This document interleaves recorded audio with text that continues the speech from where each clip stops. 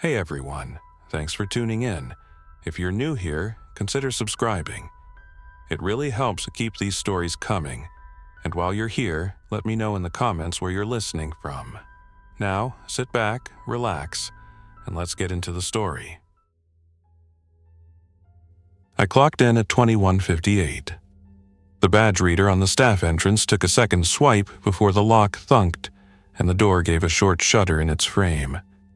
Inside, the hallway smelled like diluted chlorhexidine and wet concrete. I hung my jacket on the same hook I always used, third from the left, and signed the overnight sheet with the time, my initials, and the note, generator 75% diesel. The note mattered. Our building, a concrete block shelter on the south edge of town near the recycling transfer station and the old feed mill, was old enough that everything needed checking twice. My name is Lina. Officially, I'm an animal care technician too.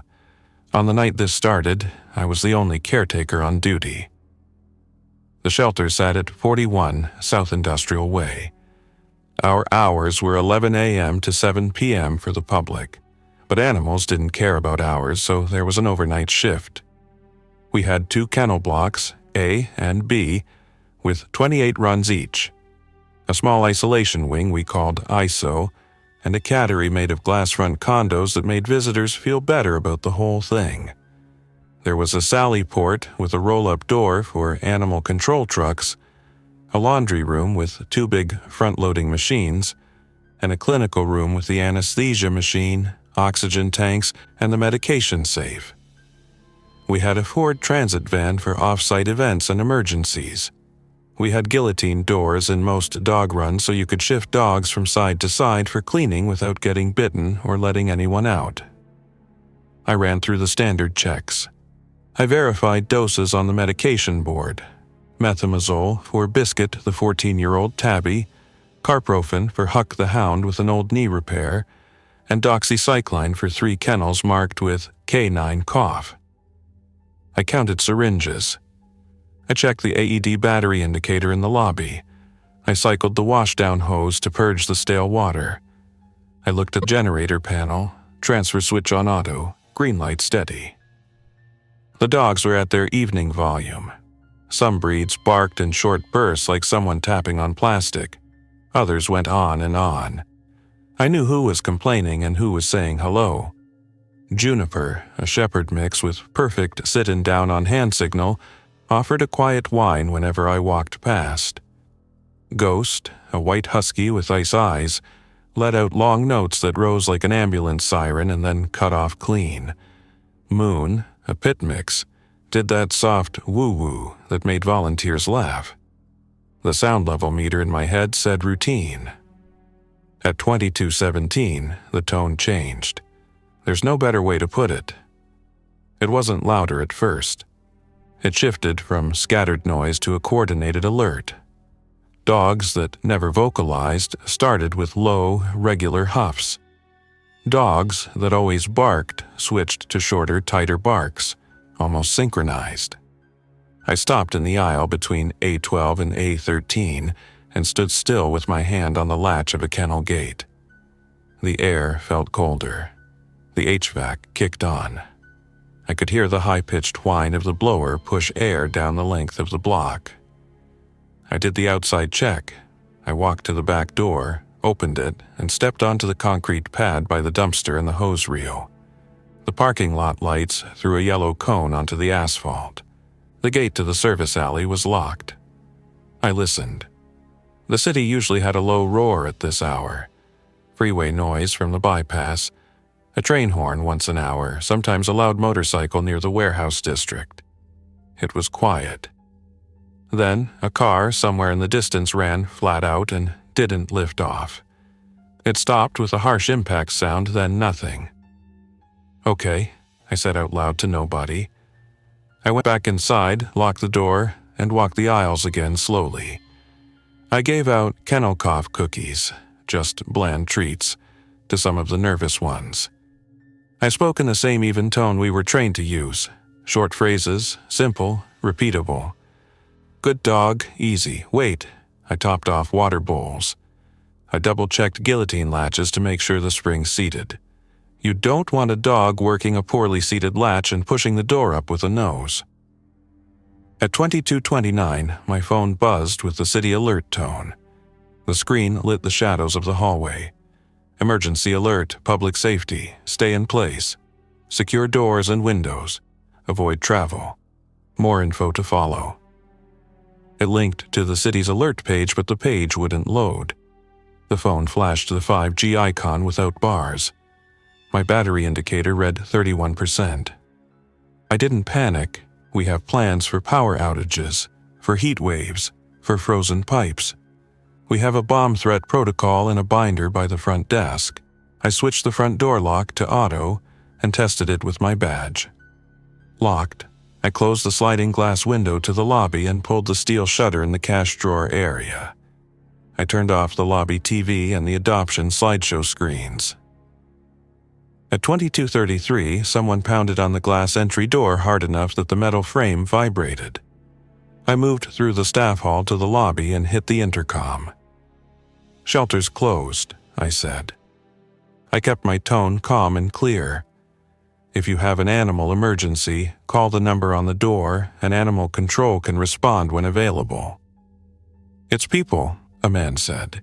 He had to press his face to the glass to speak into the vertical seam where the two doors met. He looked like a delivery driver straight from his shift.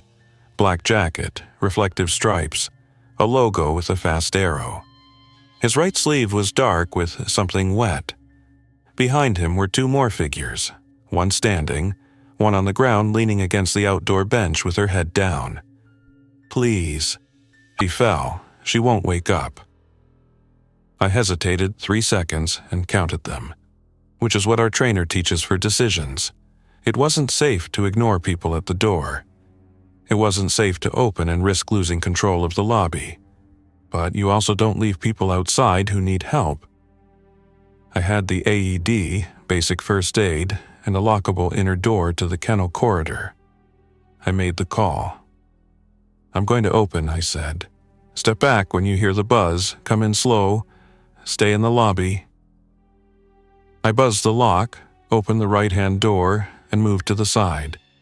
The man came in supporting the woman who'd been on the bench, and behind them came a teenager, maybe 17, wearing a school sports hoodie. The teen's eyes were wide and glassy. The man's expression was the kind people wear when they have decided to push through something by force of will. I pointed to the bench. "She can lie flat here. I have an AED and a first aid kit." I put on nitrile gloves. I always put on gloves. I checked the woman's breathing. It was present, shallow, regular. Her pulse was fast but strong in her wrist. Her head had no visible injury. There was a scratch on her hand, maybe from a fall. I asked the man his name. "Carlos," he said. "We were driving home from my sister's. She said she felt strange. Then she was like this. Any medications or conditions?"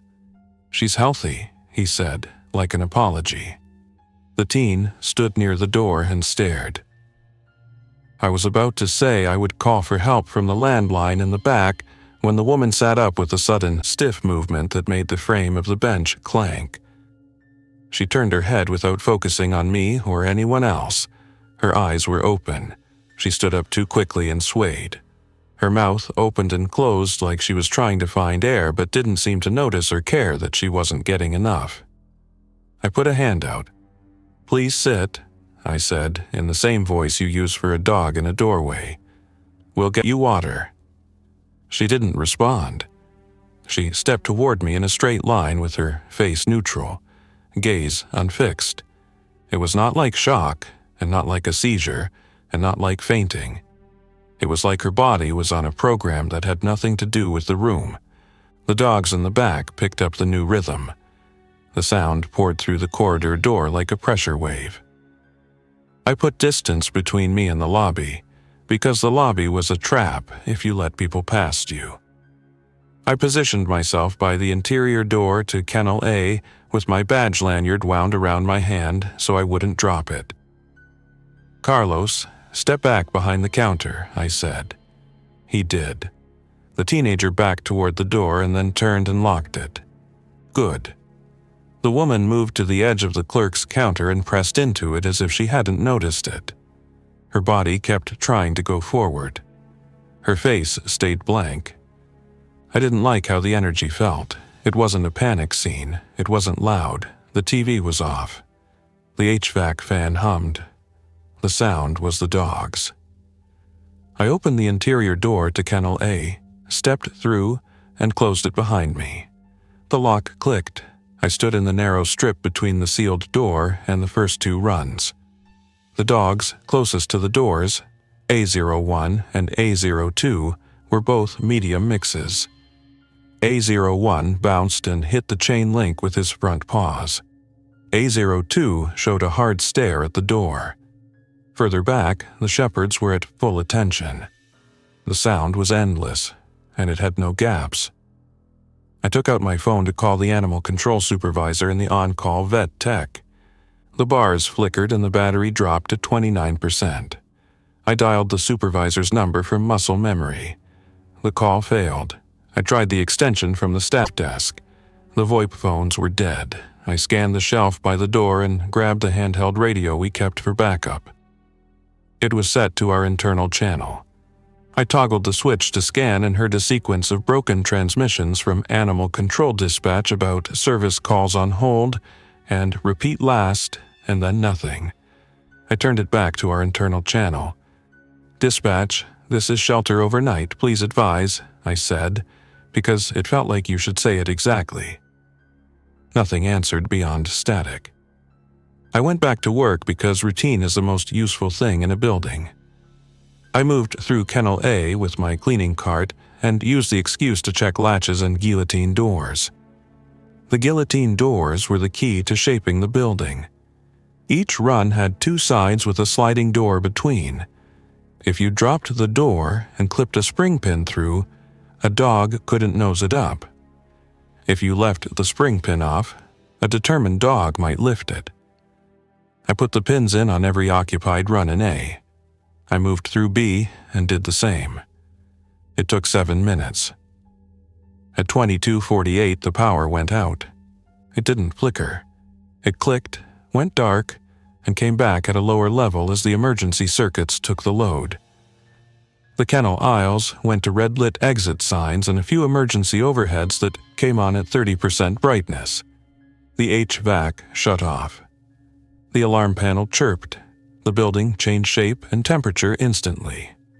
I walked quickly to the electrical room near the laundry.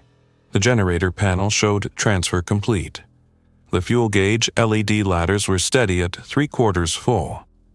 I wrote 2248, utility loss, generator on the dry erase board. I reset 2 tripped GFCI outlets near the wash bay. The washing machines stopped mid-cycle and beeped. I let them be. When I opened the electrical room door, I heard the next wave of pounding in the front. More people had come to the lobby doors. They were knocking and calling in waves, then quiet, then knocking again. The dogs matched it and then went above it. The teenager's voice came through the intercom once. "Please," he said. "It's loud out here." Then the intercom went dead, probably from the phones losing power. I had to decide what to do with the lobby. I could not hold that door and be everywhere else. We are trained to create distance and layers. Layers are doors, gates, bars, and empty space. The lobby had one door to staff-only areas and a big window into the cattery. The kennel corridor door was rated and solid.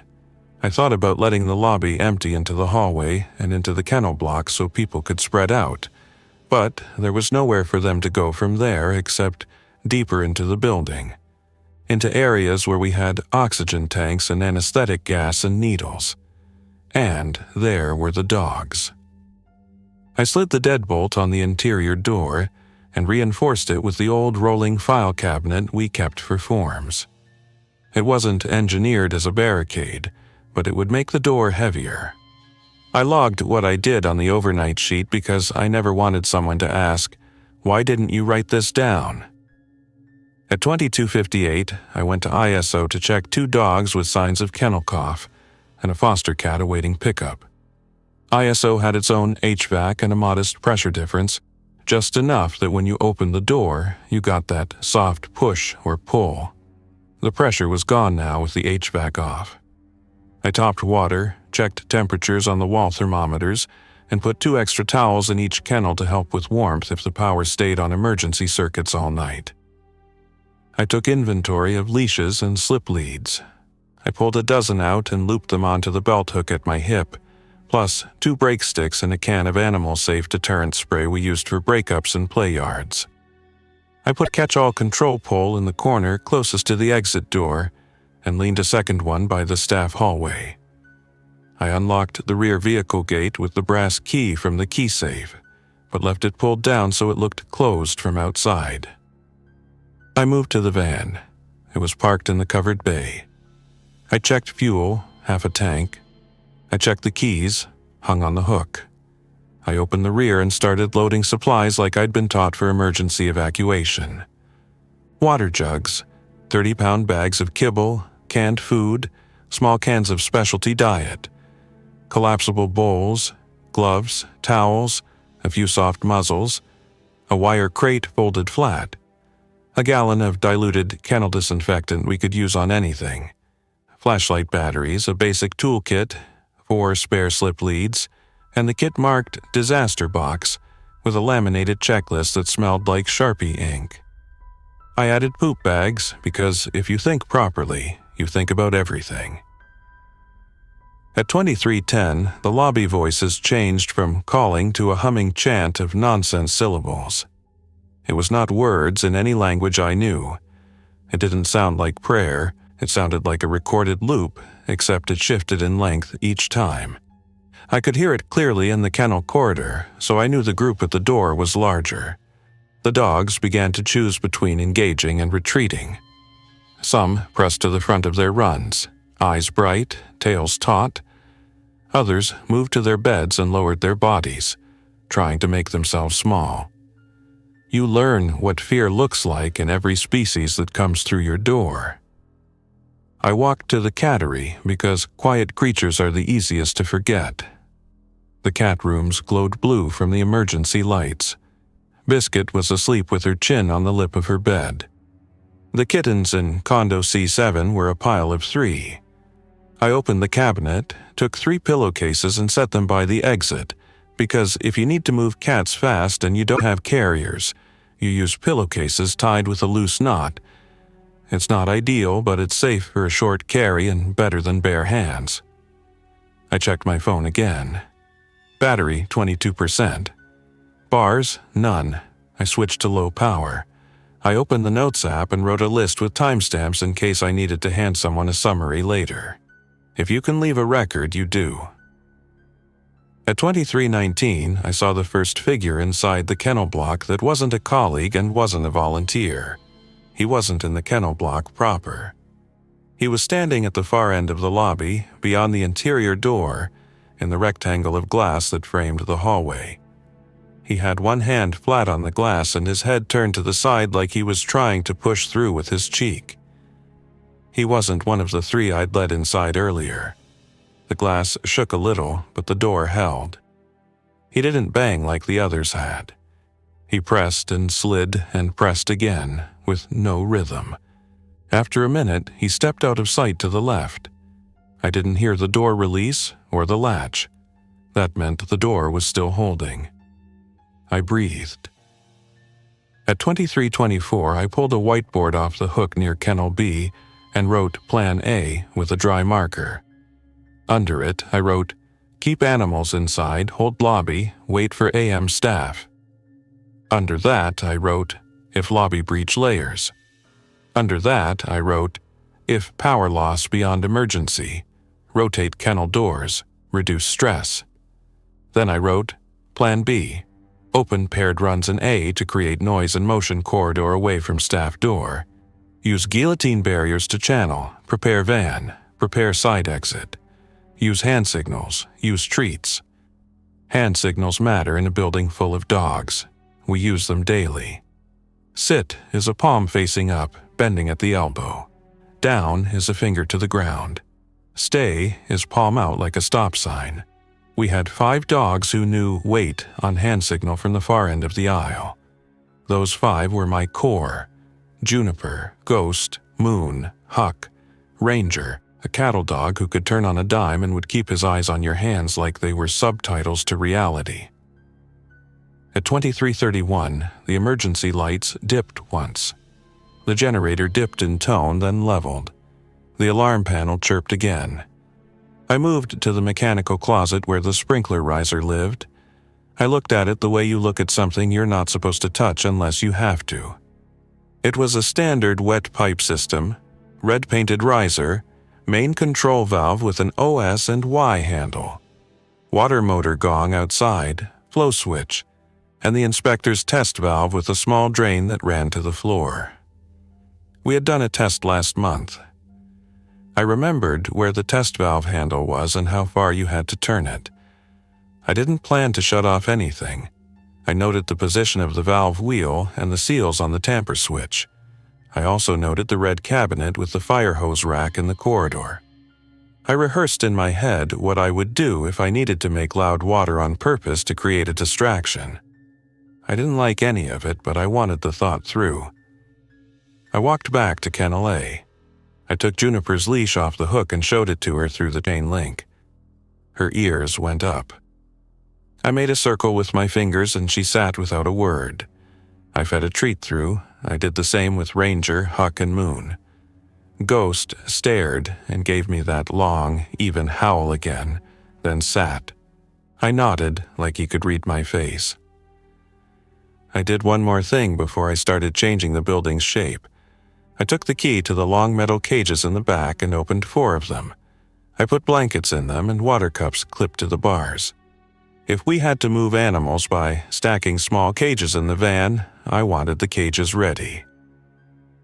At 23:40, the first group at the lobby doors changed from pressing and calling to pushing. The glass burped in its frame.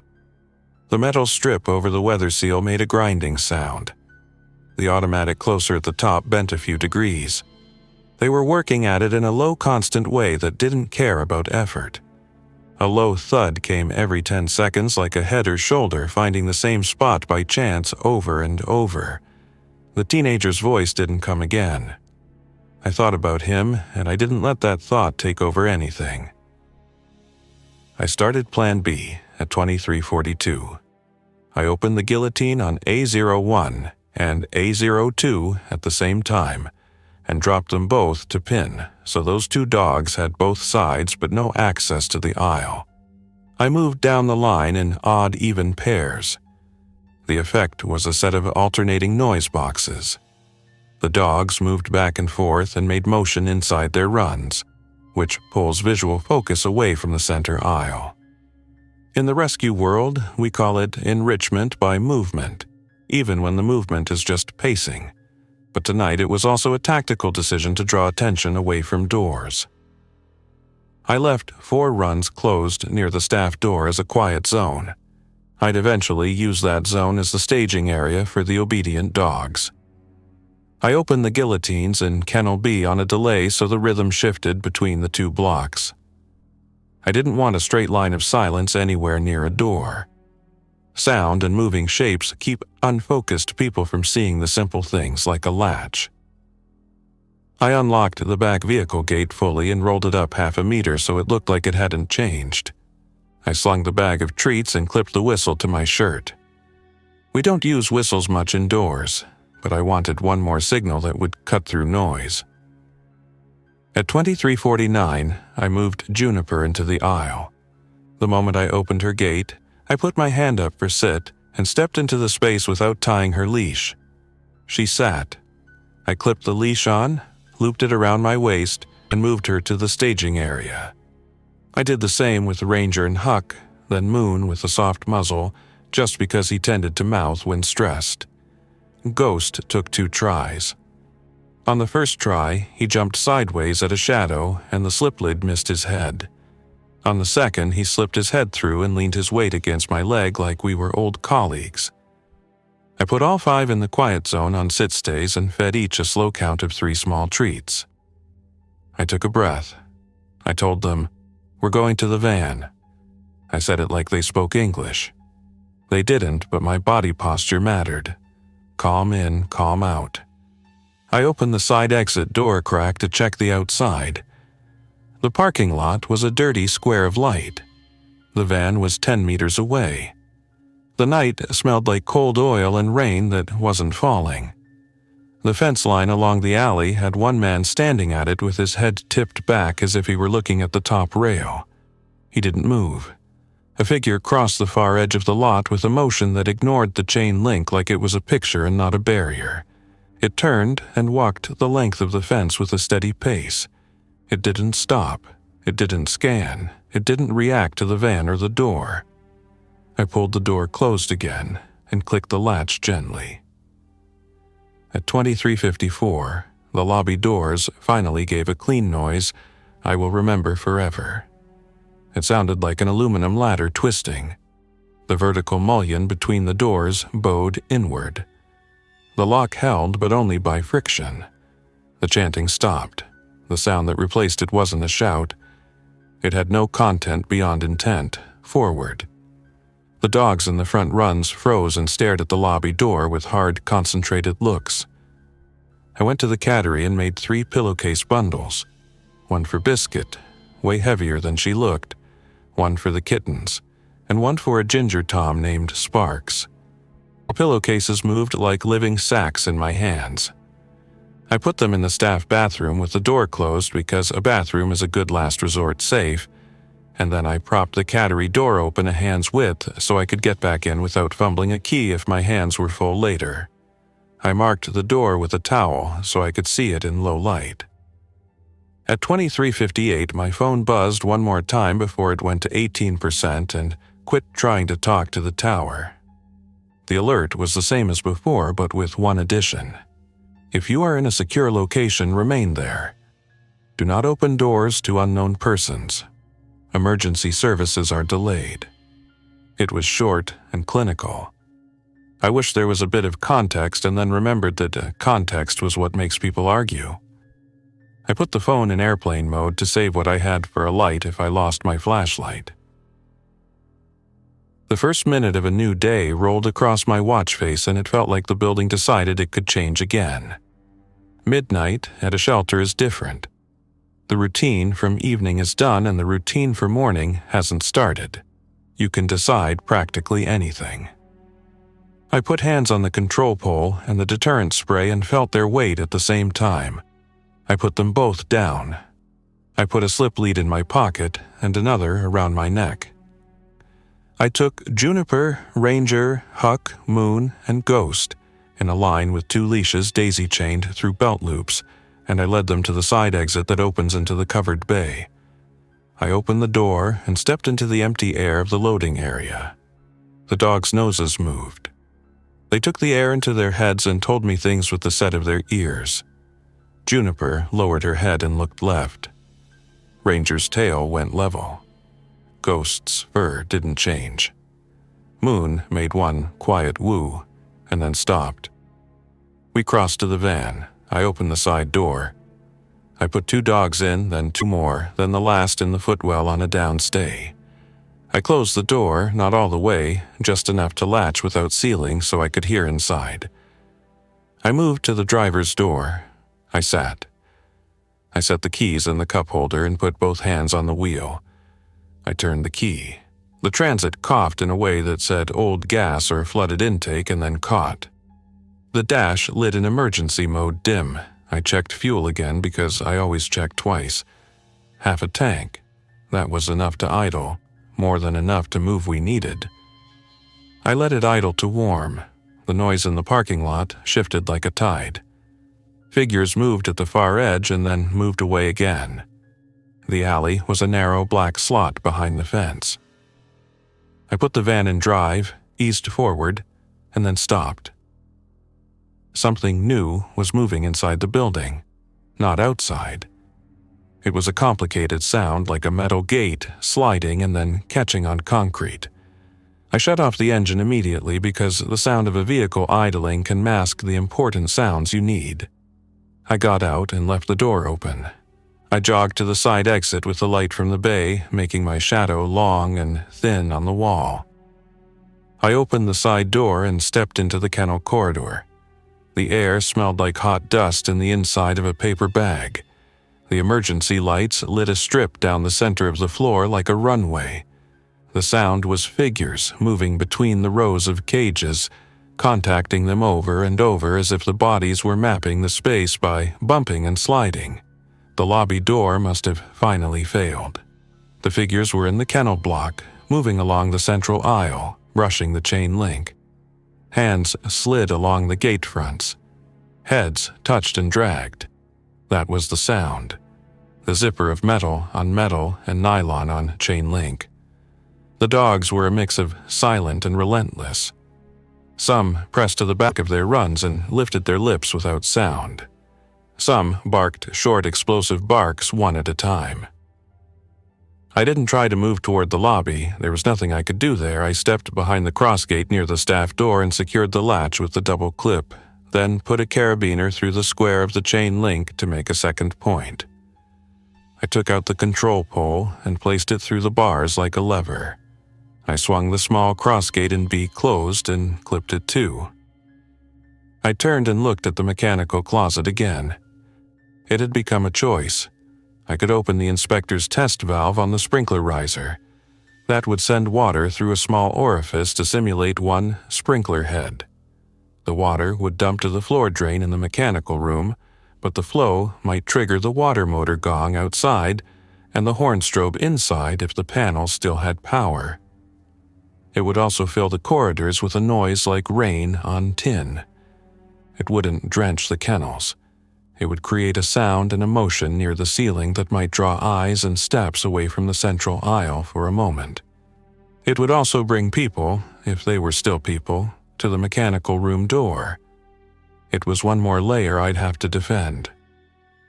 Or I could take the second choice and move to the side exit and start a controlled flow of animals to the van, keeping bodies moving and using hand signals and quiet commands to keep order, and trust that the figures in the aisle would not try latches but would push at big surfaces only. I could take Ranger and Juniper and make a path and then come back for cats and pillowcases and the remaining dogs.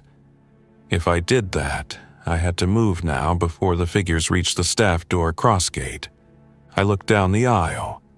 The closest figure was at A10, pressing its shoulder to the gate and sliding.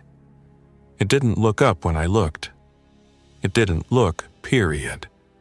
It moved forward and contacted, forward and contacted. I didn't think about terms like infection or outbreak because those are labels and labels take time.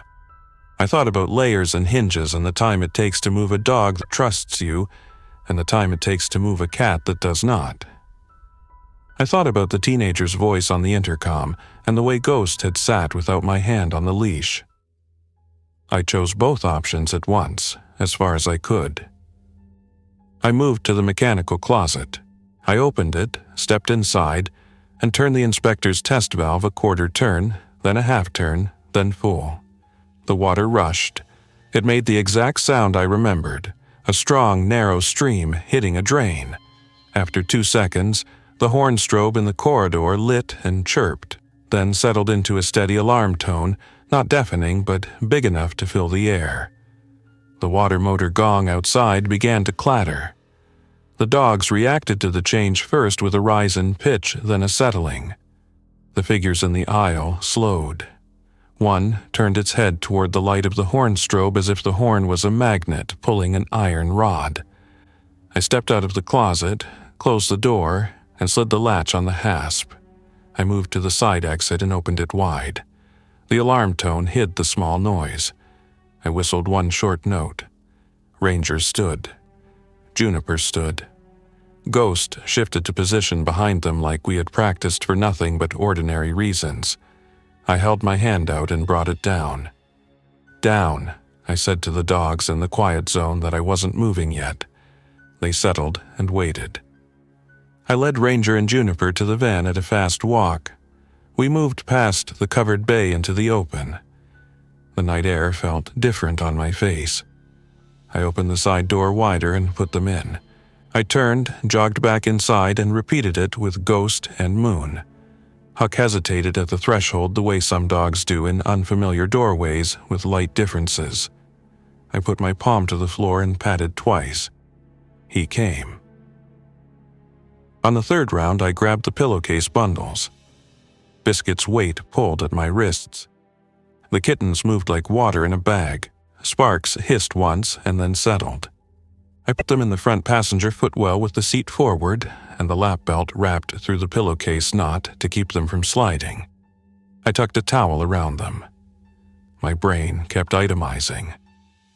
I added a last-minute armful of small supplies to the van from the staging area.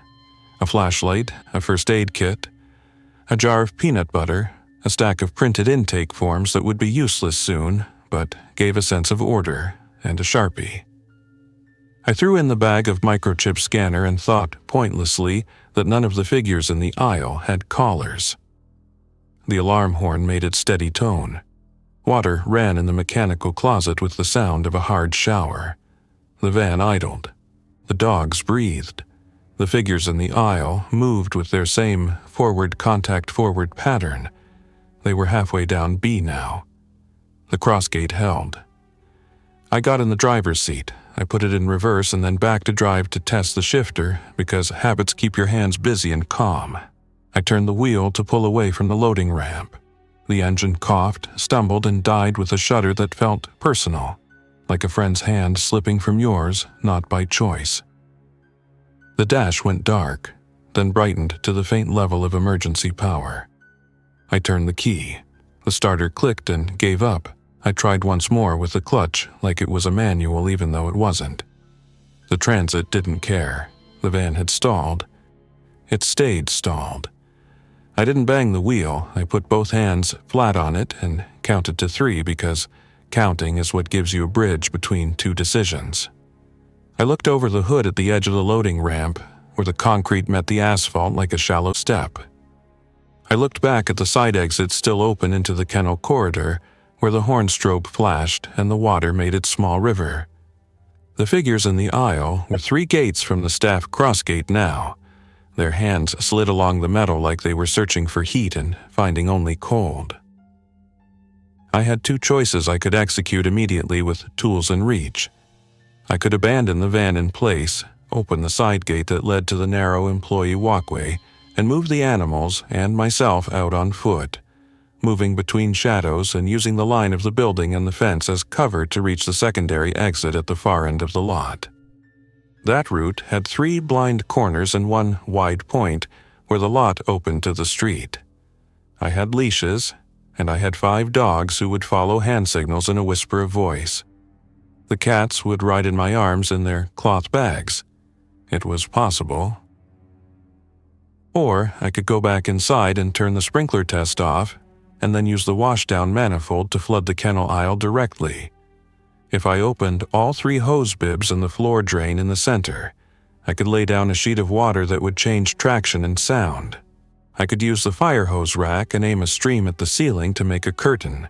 It wouldn't stop movement, but it would change it.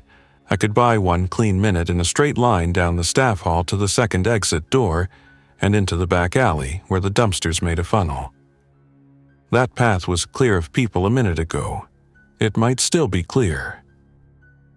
The van ticked as its engine cooled. The horn strobe flashed at its set interval with no emotion. The dogs in the van watched me with the kind of attention that asks no questions and expects direction. In the corridor, hands slid and slid and slid along the chain link like they were polishing it with their skin. Somewhere beyond the fence, the water motor gong on the wall rang on and on like a timer no one had set. I put the key in my pocket. I put the flashlight in my mouth for a second while I pulled on a second pair of gloves. I picked up the control pole and set it back down again. I moved to the threshold of the side door and put my palm on the cool metal of the frame.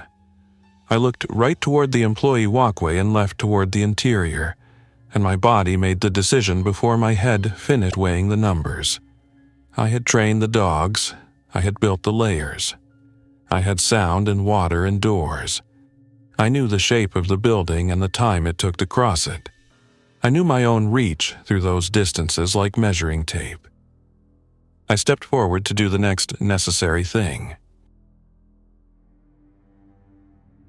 Thanks for listening. If you enjoyed this story, don't forget to like and subscribe.